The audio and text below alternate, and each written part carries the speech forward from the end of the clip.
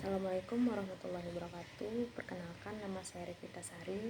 Kali ini saya akan mempresentasikan proposal penelitian tindakan kelas saya yang berjudul meningkatkan minat siswa kelas 10 IPS 5 pada mata pelajaran Sosiologi SMA 9 Padang menggunakan media pembelajaran PPT interaktif. Yang pertama, bab 1 pendahuluan. Latar belakang. Hal yang menjadi latar belakang dalam penelitian ini yaitu revolusi industri yang memberikan banyak perubahan dan memberikan banyak dampak perubahan di berbagai aspek bidang kehidupan. Salah satunya tantangan yang dihadapi di bidang pendidikan. Perubahan ini menyebabkan setiap unsur pendidikan mengalami hambatan dan ketidaksesuaian, mulai dari penerapan model, media, metode, dan strategi pembelajaran yang mengakibatkan tidak tercapainya tujuan pembelajaran yang diharapkan. Untuk menyelesaikan permasalahan atau persoalan ini dibutuhkan kontribusi dari berbagai pihak, termasuk salah satunya itu guru sebagai tenaga pengajar di sekolah. Guru diharapkan dapat mengetahui dan menguasai perkembangan teknologi saat ini, mulai dari membuat media pembelajaran yang menarik, menggunakan strategi dan metode pembelajaran yang terkini. Dengan guru menguasai teknologi dapat menciptakan siswa yang memiliki tingkat kreativitas yang tinggi, kompetensi dan keterampilan, serta memiliki daya saing yang dibutuhkan di era revolusi industri. Menurut Latif, ada 4 kompetensi yang wajib dimiliki oleh tenaga pengajar. Yang pertama, tenaga pengajar bisa membuat penilaian dengan komprehensif. Yang kedua, tenaga pengajar memiliki keterampilan yang dibutuhkan di abad 21, yaitu budi pekerti, moral, dan literasi. Yang ketiga, tenaga pengajar bisa membuat bahan ajar sesuai dengan minat dan bakat yang dimiliki oleh siswa. Yang keempat, guru dapat terlibat dalam pembelajaran yang otentik, kreatif, dan inovatif. Selanjutnya yaitu identifikasi masalah. Sesuai dengan latar belakang masalah di atas, maka identifikasi masalah dalam penelitian ini yang pertama yaitu minat belajar siswa di kelas 10 IPS 5 SMA 9 Padang pada mata pelajaran Sosiologi itu masih rendah. Dan yang kedua, guru itu belum menggunakan media pembelajaran yang tepat sehingga siswa kurang aktif dan berpartisipasi dalam kegiatan pembelajaran. Selanjutnya ada rumusan masalah. Rumusan masalah dalam penelitian ini didasarkan pada latar belakang dan identifikasi tantangan yang telah diuraikan di atas, yaitu apakah dengan menggunakan PPT interaktif bisa meningkatkan minat belajar siswa kelas 10 IPS 5 di SMA 9 Padang. Dan terakhir ada batasan masalah. Pada penelitian ini ditemukan masalah yaitu minat peserta didik. Supaya pembahasan dalam penelitian ini lebih terarah, sistematis, maka penulis membatasi masalah minat belajar siswa kelas 10 pada indikator perhatian, kesenangan, rasa ingin tahu, partisipasi aktif, dan kepuasan dalam pembelajaran sosiologi IPS 5 SMA 9 Padang dengan menggunakan PPT interaktif. Selanjutnya ada tujuan penelitian. Sesuai dengan latar belakang masalah di atas, maka tujuan dari tulisan ini adalah untuk menganalisis dan meningkatkan minat belajar siswa dengan menggunakan sumber belajar yaitu PPT interaktif. Adapun manfaat penelitian, yang pertama itu manfaat teoritis. Tulisan ini mampu memberikan kontribusi dan analisis teori untuk meningkatkan minat siswa menggunakan media pembelajaran PPT interaktif. Dan adapun manfaat praktisnya, yang pertama, bagi guru, penelitian ini dapat menjadi masukan dan motivasi bagi guru dalam memilih metode pengajaran untuk meningkatkan minat siswa dengan mempelajari sosiologi atau mata pelajaran lainnya. Yang kedua, bagi peserta didik, penelitian ini dapat meningkatkan minat siswa dalam belajar sosiologi melalui lingkungan pembelajaran PPT interaktif. Dan yang ketiga yaitu bagi peneliti, merupakan salah satu syarat yang harus dipenuhi untuk menyelesaikan tugas mata kuliah penelitian tindakan kelas. Pemilihan media pembelajaran yang menarik membantu siswa agar termotivasi dalam pembelajaran dan meningkatkan keaktifan siswa. Siswa merasakan pengalaman belajar secara langsung dengan lingkungan dan sekitarnya.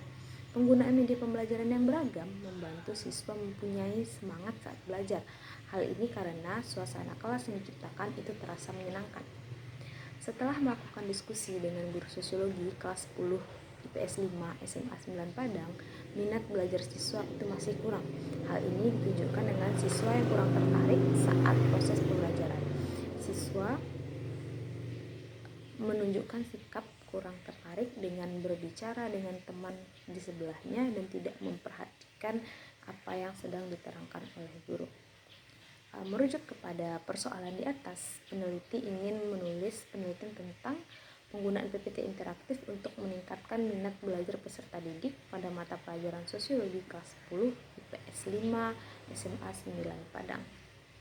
Saat proses belajar mengajar di kelas itu terjadi komunikasi antara guru dan siswa. Guru adalah orang yang menyampaikan informasi, sedangkan siswa adalah orang yang menerima informasi. Untuk menyampaikan informasi tersebut dibutuhkan media yang menarik sehingga informasi yang disampaikan itu bisa tersampaikan dengan baik dan ditangkap baik oleh peserta didik. Bab 2 itu ada kajian teori. Yang pertama, deskripsi teoritis. A. Media pembelajaran. Media pembelajaran merupakan aspek penting yang digunakan dalam meningkatkan kualitas pembelajaran. Menurut Christine, media pembelajaran yaitu apa saja yang dapat dimanfaatkan dalam menyampaikan pesan guna mencapai tujuan pembelajaran, seperti mempermudah komunikasi antara guru dan siswa sehingga meningkatkan hasil belajar dan dianggap sebagai media pendidikan. Sedangkan Kristanto menyebutkan bahwa konsep Winkel tentang lingkungan belajar. Lingkungan belajar digambarkan sebagai teknologi non-manusia yang digunakan oleh guru untuk memfasilitasi pembelajaran dan mencapai tujuan pendidikan. Nah, berdasarkan definisi-definisi yang telah dikemukakan tersebut, dapat disimpulkan bahwa lingkungan belajar adalah benda-benda yang digunakan untuk menyampaikan pesan sedemikian rupa sehingga menimbulkan perhatian, gagasan, dan perasaan dalam diri siswa guna mencapai tujuan belajar yang diinginkan tentang informasi yang dimiliki dan telah disediakan. Selanjutnya yaitu ada PowerPoint interaktif. PowerPoint interaktif adalah salah satu media yang digunakan untuk mempromosikan pembelajaran digital. PowerPoint interaktif yaitu berisi slide interaktif dengan materi pembelajaran yang digunakan di lingkungan belajar. PowerPoint ini hadir dengan fitur yang menarik dan dirancang khusus sebagai alat presentasi yang mampu menangani teks, warna, gambar, serta animasi yang dapat dimanipulasi sesuai dengan kreativitas penggunanya masing-masing. Siswa akan merasa sangat terbantu dengan adanya PowerPoint interaktif ini. Hal ini karena PowerPoint interaktif ini lebih simpel, mudah dipahami, praktis, mudah digunakan, dan kecepatan serta penyajiannya itu bisa disesuaikan dengan kebutuhan pengguna. Selanjutnya ada hakikat minat belajar. Menurut bukunya, Islam itu mengungkapkan minat belajar merupakan jenis kegiatan belajar yang memotivasi peserta didik untuk terlibat dalam berbagai tugas, baik itu tugas kognitif dan motorik, dengan tujuan mengubah perilaku mereka sebagai hasil dari pembelajaran khususnya. Hubungan antara pengalaman dan interaksi dengan lingkungan itu menyebabkan perubahan kognisi, emosi, dan gerakan. Adapun kerangka konseptual yang pertama yaitu kurangnya minat belajar siswa kelas 10 IPS 5 SMA 9 Padang. Selanjutnya ada di bawahnya yaitu media pembelajaran yang karena kurang tepat. Nah, solusi yang ditawarkan yaitu menggunakan media pembelajaran yang menarik, salah satunya PPT interaktif, dan hasil yang diinginkan yaitu meningkatnya minat belajar siswa kelas 10 IPS 5 SMA 9 Padang. Selanjutnya itu ada teori behavioristik. Untuk melakukan perubahan perilaku manusia melalui upaya pengkondisian, teori belajar behavioristik menggunakan pemahaman perilaku yang objektif, mekanis, dan materialistis. Sebuah teori belajar yang menganggap bahwa perubahan perilaku sebagai fungsi belajar adalah kesimpulan dari hipotesis behaviorisme.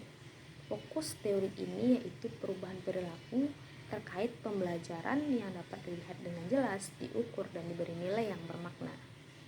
Selanjutnya ada studi relevan. Beberapa studi relevan yang sesuai dengan penelitian ini. Yang pertama, artikel yang berjudul pemanfaatan media pembelajaran interaktif PowerPoint untuk meningkatkan aktivitas siswa oleh Nuraini Salim dan Junaidi. Untuk penelitian ini digunakan penelitian tindakan kelas. Temuan penelitian ini menunjukkan bahwa pendekatan interaktif ke dalam pengajaran sosiologi itu dapat meningkatkan minat siswa pada mata pelajaran tersebut. Sedangkan kelemahannya yaitu hanya sedikit yang mengindikasikan siswa meminta bantuan siswa atau guru lain ketika mereka tidak memahami suatu masalah. Yang membedakan penelitian ini dengan penelitian penulis yaitu objek penelitiannya. Penelitian ini menggunakan objek yaitu aktivitas, sedangkan dalam penelitian penulis yaitu menggunakan minat belajar yang diteliti. Yang kedua yaitu pemanfaatan media pembelajaran PowerPoint dan minat belajar siswa kelas 6 SD. Dalam penelitian ini tentunya berbeda dengan penelitian yang dilakukan oleh penulis, karena penelitian ini itu yang dilakukan pada siswa kelas 6 SD, sedangkan penelitian yang dilakukan oleh penulis itu pada siswa SMA. Adapun hipotesis dari penelitian ini yaitu penggunaan media pembelajaran PPT interaktif dapat meningkatkan minat siswa pada mata pelajaran sosiologi kelas 10 IPS 5 SMA 9 Padang. Hal ini didasarkan kepada kajian teori dan kerangka kerja terapan. Selanjutnya bab 3 yaitu ada metodologi penelitian. A. Jenis penelitian. Penelitian yang digunakan dalam observasi ini yaitu penelitian tindakan kelas, di mana penelitian tindakan kelas ini mengkaji sebab akibat dari apa pembelajaran tersebut. Dengan memanfaatkan sumber belajar PPT interaktif, penelitian tindakan kelas ini berupaya untuk meningkatkan minat dan semangat peserta didik dalam belajar. Dalam pelaksanaannya, penelitian ini dilakukan bekerja sama dengan peneliti yang bertindak sebagai pengamat dan guru yang bertindak sebagai pengawas. Penelitian tindakan kelas ini memerlukan upaya mengamati kegiatan kelas secara sistematis melalui langkah-langkah penelitian tertentu. Penelitian tindakan kelas, partisipan ini mengharuskan peneliti untuk terlibat langsung dari awal studi hingga publikasi laporan akhir. Adapun langkah-langkah penelitian tindakan kelas lebih lanjut dijabarkan sebagai berikut. Yang pertama yaitu adalah pengenalan masalah. Ini dilakukan untuk mengidentifikasi dan memahami situasi yang sebenarnya terjadi. Para peneliti yaitu melakukan pengamatan awal di sekolah untuk mendapatkan informasi tentang bagaimana sebenarnya kondisi yang terjadi di lapangan. Hasil identifikasi masalah ini digunakan untuk memusatkan perhatian pada isu-isu yang selanjutnya akan diformalkan sebagai topik penelitian dan dijadikan sebagai subjek penelitian. Yang kedua, ada tahap perencanaan. Hasil identifikasi masalah yang telah dirangkum pada tahap pengenalan melibatkan pengambilan langkah-langkah untuk memperkuat, meningkatkan, dan memodifikasi sikap dan perilaku yang diinginkan sebagai tanggapan terhadap isu-isu saat ini. Strategi ini dapat diadaptasi sehingga dapat dimodifikasi untuk memperhitungkan keadaan yang berubah. Selanjutnya ada aksi. Kegiatan ini dimaksudkan untuk mendorong, memperluas, atau mengubah sebagaimana diarahkan oleh rencana aksi untuk memaksimalkan efektivitas program dan mendapatkan hasil terbaik. Penelitian tindakan kelas harus selalu berpijak pada pertimbangan teoritis dan empiris. Yang keempat yaitu ada pengamat. Kegiatan pengumpulan data penelitian tindakan kelas dapat disamakan dengan prosedur pengumpulan penelitian pada umumnya. Peneliti memantau hasil atau dampak dari tugas yang diselesaikan oleh siswa atau diberikan kepada mereka selama kegiatan ini. Desain penelitian yang digunakan yang dikemukakan oleh Kemis. Alasan dibalik penggunaan model ini yaitu fitur proses spiral refleksi diri yang dimulai dengan tahap pemecahan masalah, perencanaan, tindakan, observasi, refleksi, dan transformasi. Setting penelitian yaitu di SMA Negeri 9 Kota Padang, Provinsi Sumatera Barat, tahun akademik 2022 sampai 2023. Kegiatan penelitian ini akan dilakukan pada bulan Juli hingga Desember pada siswa kelas 10 IPS 5 SMA Negeri 9 Padang yang aktif dalam proses belajar mengajar sosiologi dijadikan sebagai subjek penelitian. Adapun teknik pengumpulan data, yang pertama yaitu ada kegiatan awal. Pada kegiatan sebelumnya, peneliti membuat beberapa persiapan awal guna melakukan observasi lapangan dan melihat keadaan atau permasalahan yang ada di lapangan. Spesifik kegiatannya sebagai berikut. Yang pertama, meminta izin ke sekolah yang akan tempat dilakukan penelitian. Yang kedua, observasi lokasi penelitian dan menemukan permasalahan, yaitu rendahnya minat belajar siswa kelas 10 IPS 5 SMA 9 Padang pada mata pelajaran sosiologi. Yang ketiga yaitu membuat proposal penelitian. Selanjutnya yaitu perencanaan operasional atau rencana operasional periode pertama yang disusun berdasarkan hasil observasi operasional utama. Hal ini disusun berdasarkan tahapan. Yang pertama yaitu membuat RPP untuk bahan ajar yang diajarkan sesuai dengan lingkungan belajar. Yang kedua yaitu menyiapkan bahan pelajaran. Yang ketiga menyiapkan daftar tugas siswa yaitu tugas kelompok dan lembar kerja peserta didik atau LKPD. Dan yang keempat yaitu mempersiapkan dan menyiapkan formulir kepatuhan kegiatan penelitian dan formulir kepatuhan kegiatan mahasiswa. Terakhir itu ada refleksi. Penelitian ini melakukan analisis diri terhadap penelitian dan pembelajaran yang telah mereka lakukan pada tahap ini. Refleksi ini dapat ditentukan kegiatan dan temuan dari observasi dilakukan setelah pelaksanaan musyawarah yang dilakukan pada akhir siklus 1 dengan maksud menganalisis, mengevaluasi, dan menarik kesimpulan. Selanjutnya ada alat penelitian yang digunakan dalam penelitian ini. Yang pertama yaitu tes yang bertujuan untuk mengetahui apakah siswa sudah paham dan apakah tujuan pembelajaran itu sudah tercapai dengan baik. Selanjutnya yaitu ada observasi, yaitu metodologi atau pendekatan yang digunakan untuk mengumpulkan data dengan mengamati kegiatan yang sedang berlangsung. Tujuannya adalah untuk mengumpulkan data tentang kejadian dan mengukur perilaku kelas, interaksi siswa dengan guru, dan elemen lainnya. Dalam hal ini, partisipasi guru dievaluasi dengan menggunakan instrumen yang telah ditetapkan. Selanjutnya ada teknik analisis data menggunakan metode analisis kuantitatif. Metode ini digunakan untuk mengukur antusiasme siswa dalam belajar melalui materi pembelajaran PPT interaktif.